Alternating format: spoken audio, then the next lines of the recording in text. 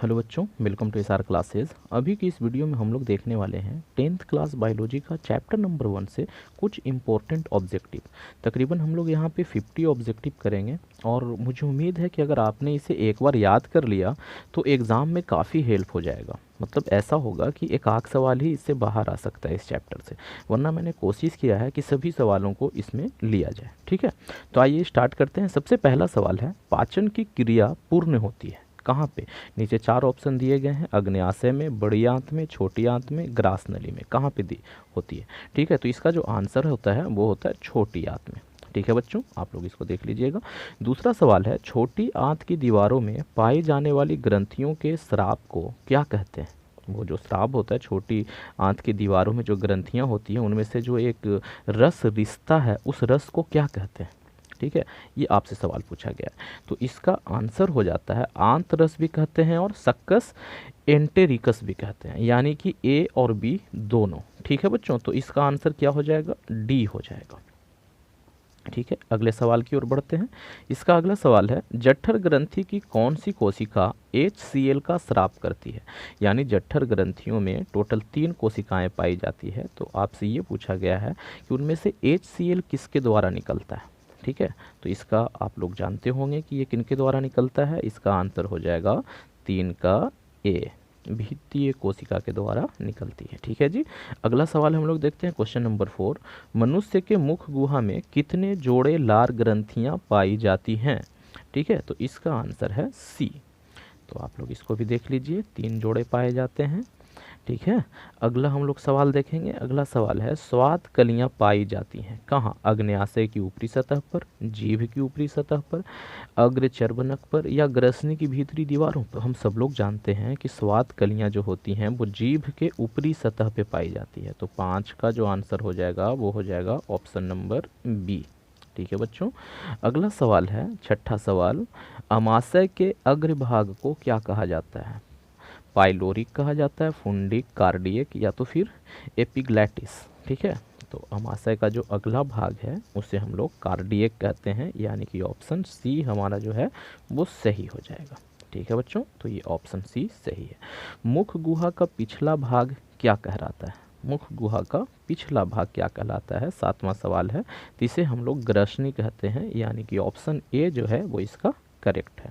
ठीक है, अगले सवाल की तरफ बढ़ते हैं। 8वां सवाल है कि छोटी आंत एवं बड़ी आंत के जोड़ पे एक नली नुमा, यानी कि हम लोग कह सकते हैं बेलनाकार संरचना पाई जाती है, तो उस संरचना का नाम क्या है? नीचे 4 ऑप्शन दिए गए हैं, सीकम, रेक्टम, कोलन और अपेंडिक्स। ठीक है, तो हम सब लोग जानते हैं इसे सीकम कहा जाता है। इंपॉर्टेंट सवाल है, इसे आप लोग याद रखिएगा। ठीक है बच्चों, अगला सवाल है, मनुष्य के आहार नाल की कौन सी रचना अवशेषी है? अवशेषी मतलब जिसका कोई कार्य नहीं है। सब जानते हैं हम लोग, वो अपेंडिक्स होता है, यानी कि ऑप्शन बी हमारा जो है वो करेक्ट हो जाएगा। ठीक है, अगले सवाल की तरफ बढ़ते हैं। क्वेश्चन नंबर 10, छोटी आंत में भोजन के पाचन में किस रस की भूमिका होती है? मतलब छोटी आंत में जो भोजन पचता है उसमें कौन सी रस महत्वपूर्ण भूमिका निभाती है? पीत रस, अग्न्याशयी रस, आतरस, कौन से रस? तो यहाँ पे ये सभी मिल के भोजन का पाचन करवाते हैं, इसलिए ऑप्शन डी जो है वो करेक्ट हो जाएगा कि सभी मिल के करते हैं। ठीक है, अभी 11वें सवाल की तरफ बढ़ते हैं। 11 नंबर सवाल है कि अमाशय में अध पचे भोजन के लेई की तरह जो स्वरूप बन जाता है उसे हम लोग क्या कहते हैं? तो उसे कायम कहा जाता है। अमाशय में जो हमारा भोजन जो कि आधा पक चुका होता है, मतलब पच चुका होता है, उसे क्या कहते हैं? तो उसे कायम कहते हैं। तो 11 का ए ऑप्शन करेक्ट है। अगला सवाल है, चाइल्ड का अवशोषण कहाँ होता है? ठीक है, ये 12वां नंबर का सवाल है। तो चाइल्ड का अवशोषण इलियम में होता है। ठीक है, अगला सवाल है, सवाल नंबर 13, कि एक वयस्क मनुष्य के मुख गुहा में दांतों की कुल संख्या कितनी होती है? हम सब लोग जानते हैं 32 दांत होते हैं। ठीक है, तो इस तरीके से हमने 13 सवाल कर लिए। अब आते हैं 14वें नंबर सवाल पे। सवाल है, दंत अस्थिक्षय का क्या कारण है? दंत अस्थिक्षय जो दांतों का खराब होना है वो क्या कहलाता है? दंत अस्थिक्षय कहलाता है। दांतों में छेद हो जाते हैं, तो इसका कारण क्या है? तो ऑप्शन है, मीठी चीज के खाने से होता है, दांतों की सफाई नहीं करने से, या तो बैक्टीरिया द्वारा अम्ल के निर्माण से होता है। यहाँ पे तीनों ऑप्शन जो है ना वो करेक्ट हैं, तो यानी कि इन सभी से। ठीक है, तो ऑप्शन डी इसका करेक्ट हो जाएगा। अगला सवाल है, डेंटाइन के ऊपर दांतों की सुरक्षा हेतु पाए जाने वाली जो कठोर परत होती है उसे क्या कहते हैं? ठीक है, दांतों के ऊपर जो पाई जाने वाली कठोर परत होती है ना, उसका एक नाम होता है, उसे इनामेल कहते हैं।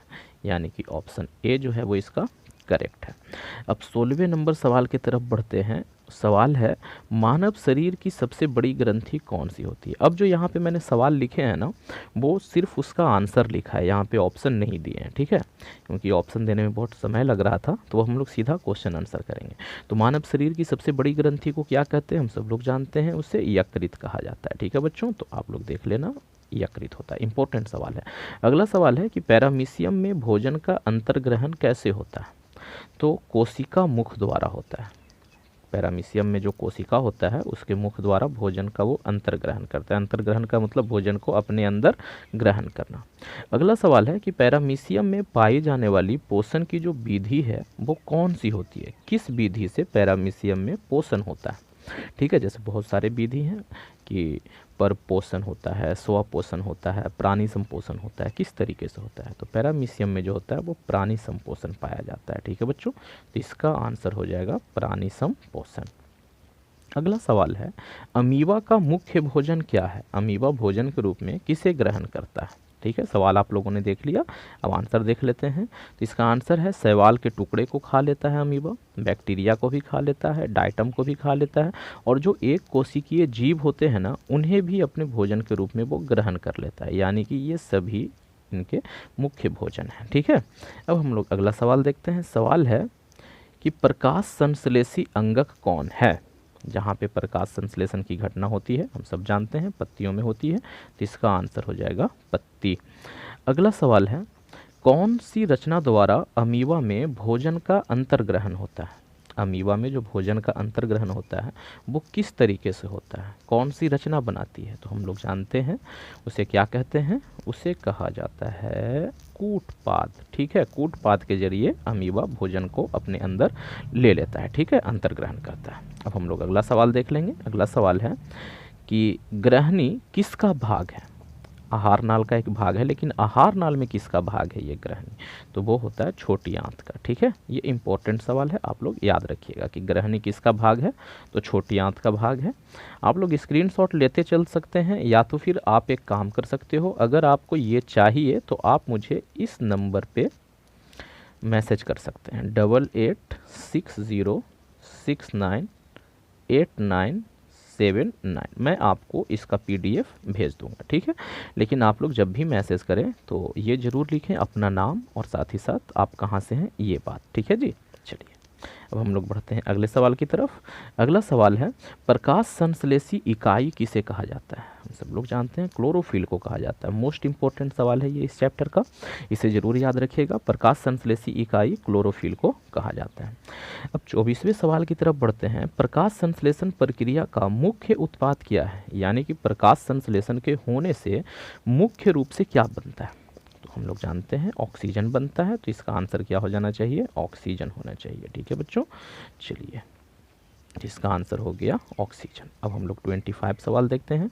वह विधि जिसमें जीव पोषक तत्वों को ग्रहण कर उसका उपयोग अपनी वृद्धि एवं जनन विकास, कुछ भी कह सकते हैं, बहुत सारी चीज़ों के लिए करता है, वह विधि का नाम क्या है? आपसे ये पूछा गया है, तो उसे पोषण कहते हैं।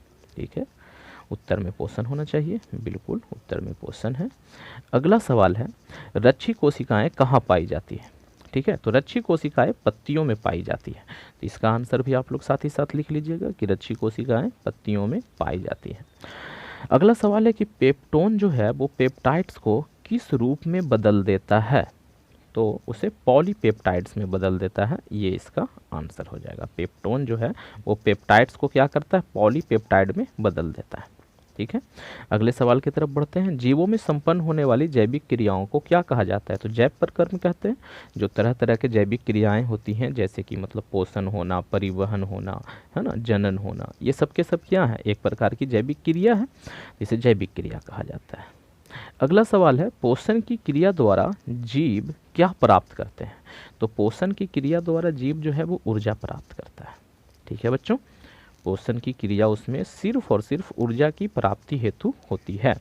अगला सवाल है कि जीवों में पोषण क्या है? पोषण क्या है, ये आपसे सवाल पूछा गया है, तो पोषण जो है वो एक प्रकार का जैव प्रकर्म है। ठीक है, ये इसका उत्तर हो जाएगा जैव प्रकर्म। अगला सवाल है आप लोगों से, वो सवाल है कि भोजन के ऐसे तत्व जो जीवन के अस्तित्व को बनाए रखते हैं उसे क्या कहते हैं। भोजन में तो बहुत सारे तत्व पाए जाते हैं ना, लेकिन बहुत से ऐसे तत्व हैं जो कि जीवों के अस्तित्व को बनाए रखते हैं। उन तत्वों के बारे में आपको बताना है कि उसे क्या कहते हैं। तो उसे पोषक तत्व कहते हैं। इसका आंसर हो जाएगा पोषक तत्व। ठीक है, अब अगला सवाल देखते हैं, क्वेश्चन नंबर 32। जंतु एवं कवक क्या है। ठीक है, ये पोषण के आधार पे आपसे पूछा जा रहा है कि जंतु एवं कवक किस प्रकार के पोषक मतलब पोषण होता है, किस प्रकार का पोषण होता है इनके अंदर। तो ये परपोषी है। ठीक है बच्चों, इसका उत्तर हो जाएगा कि ये परपोषी है। अगला सवाल है, मृत जीवी को और किस नाम से जाना जाता है। मृत जीवी को एक नाम से हम लोग और बुलाते हैं, वो कौन सा नाम है। तो इसे अपघटक कहा जाता है, क्योंकि ये चीज़ों को तोड़ करके मिट्टी में मिला देता है। ठीक है, तो इसका जो दूसरा नाम है वो है अपघटक। ठीक है बच्चों, अगला सवाल है, जिस जीव के शरीर से परजीवी अपना भोजन प्राप्त करते हैं उसे क्या कहा जाता है।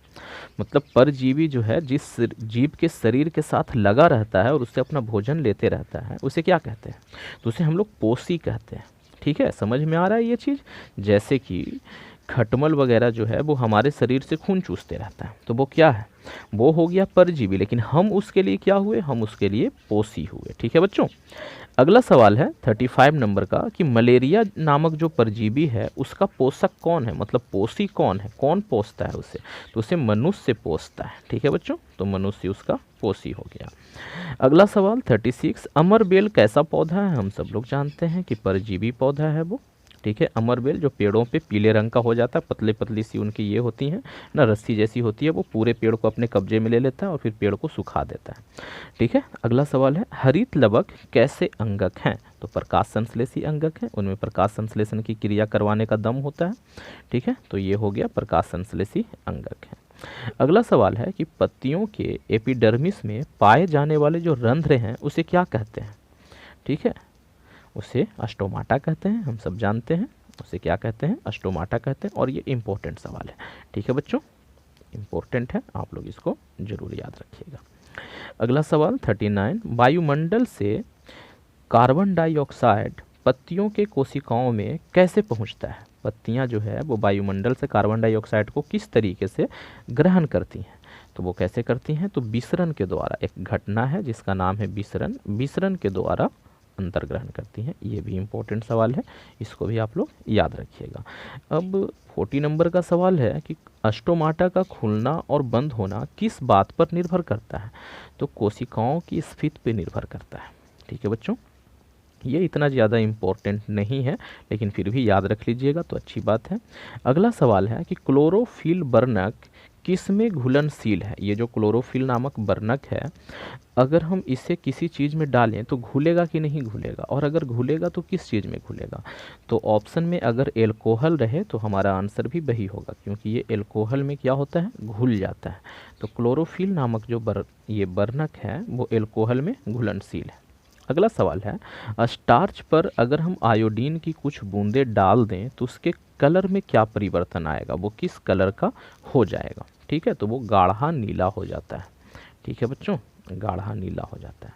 अगला सवाल है कि वायुमंडल के 10,000वें भाग में कार्बन डाइऑक्साइड कितना भाग होता है।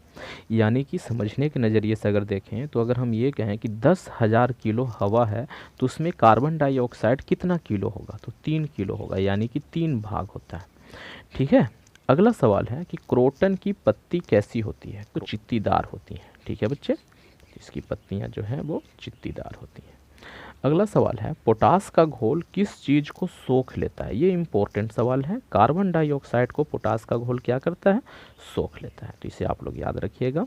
अगला सवाल है, सौर ऊर्जा को कौन विपास कर सकता है। विपास का मतलब होता है ट्रैक कर लेना, अपने अंदर सोख लेना।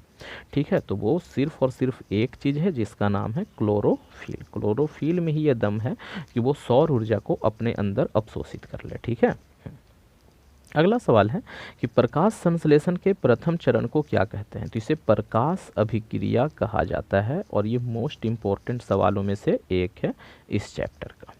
ठीक है बच्चों, अगला सवाल है कि प्रकाश संश्लेषण में सौर ऊर्जा का परिवर्तन कौन से ऊर्जा में होता है, ऊर्जा के किस रूप में होता है। ये भी बहुत इंपॉर्टेंट सवाल है। तो इसका जो आंसर है वो सौर ऊर्जा को रासायनिक ऊर्जा में बदला जाता है। तो आंसर हो जाएगा रासायनिक ऊर्जा। तो ये मोस्ट इम्पोर्टेंट है, इसको भी आप लोग याद रखिएगा। अगला सवाल है कि रंसाकुर कहाँ पाई जाती हैं। तो हम सब जानते हैं कि ये छोटी आंत में पाई जाती हैं। ये भी इम्पोर्टेंट सवाल है। अंतिम के जो भी सवाल हैं सारे के सारे ही इम्पोर्टेंट है, ठीक है।